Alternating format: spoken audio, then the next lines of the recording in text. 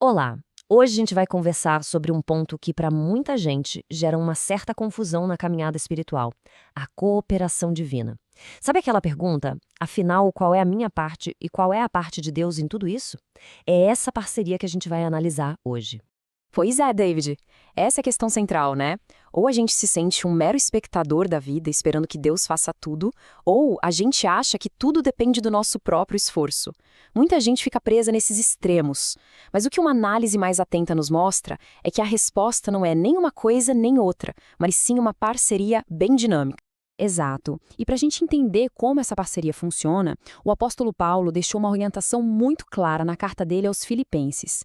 E é essa passagem que vai ser nosso ponto de partida aqui. A palavra central aqui, o verbo que muda tudo, é desenvolvei. Note que o texto não fala para conquistar a salvação ou merecer, como se fosse um troféu. A ordem é para trabalhar em algo que já foi dado. É um processo de amadurecimento e não de aquisição. E é muito importante a gente esclarecer o que significa temor e tremor. Não tem nada a ver com pânico ou com ter medo de Deus. A ideia aqui é de uma reverência profunda, sabe? É a consciência da santidade, da majestade de Deus. É como estar diante de algo tão grandioso que inspira um respeito imenso e não pavor. E essa diferença muda completamente a nossa prática. De um lado, você tem a ideia de obras para a salvação, que é basicamente tentar merecer o favor de Deus com o que a gente faz. Do outro, a cooperação divina, que nasce da gratidão por um presente que a gente já recebeu.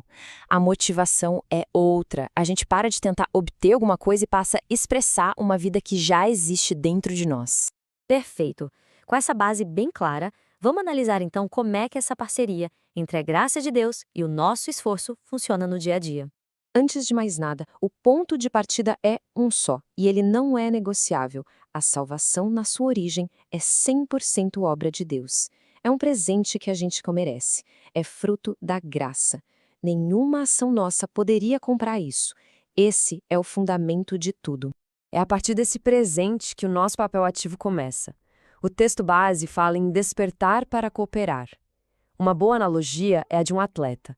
Ele já é um atleta, ele tem esse status, mas ele precisa treinar para desenvolver todo o seu potencial. Ele não treina para se tornar um atleta, ele treina porque ele já é um. A nossa cooperação é isso, é desenvolver o potencial da vida nova que a gente recebeu. Isso nos leva a uma questão bem prática. Se o esforço é nosso, de onde é que vem a força para isso? E a resposta bíblica é bem direta. A energia para essa parceria vem da atuação do Espírito Santo em nós. Sem o Espírito Santo, nosso esforço seria como um carro sem combustível, só a carcaça. É Ele quem nos guia, quem fortalece nossa vontade para escolher o certo, quem nos dá força para resistir à tentação e até nos ajuda a orar. Ele é o poder que faz a nossa cooperação ser real, ser eficaz.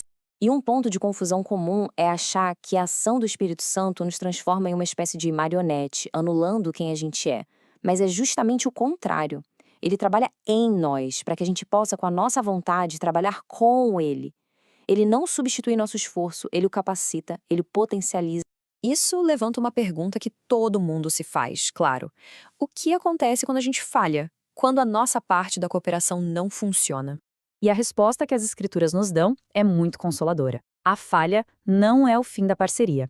A confissão é o caminho de volta. É a ponte que restaura essa comunhão e permite que a cooperação continue. A vergonha pode até surgir, mas ela nunca deve ser o motivo para a gente se esconder de Deus. E essa é uma daquelas verdades que vão contra a nossa intuição. Aquela sugestão, aquele sentimento de que não dá mais para falar com Deus depois de uma falha, é uma armadilha. Na verdade, o momento em que a gente mais precisa orar é exatamente quando a culpa nos diz o contrário. A direção é sempre correr para Deus e não fugir dele. Então, para a gente ir concluindo, como podemos traduzir toda essa ideia em ações práticas? Como é viver essa parceria no dia a dia? Essa cooperação acontece de formas muito concretas, na vida de oração, na humildade, na obediência nas pequenas e grandes coisas, na honestidade da confissão e na prática de disciplinas espirituais. São canais por onde a gente vive ativamente essa parceria. E no fim das contas, a perspectiva que fica é realmente transformadora. Não somos meros funcionários cumprindo tarefas. Somos convidados a ser parceiros na obra mais importante do universo. Deus, em toda a sua soberania, escolheu nos incluir nos planos dele. E isso nos deixa com uma pergunta muito prática para o hoje. O material que a gente estudou usa uma expressão muito bonita: aberturas da providência. São simplesmente as oportunidades que Deus coloca no nosso caminho. Então a reflexão final é essa: que portas Deus está abrindo na vida de cada um hoje, convidando para essa cooperação com Ele? É responder a essa pergunta que transforma tudo que a gente conversou aqui em uma realidade viva.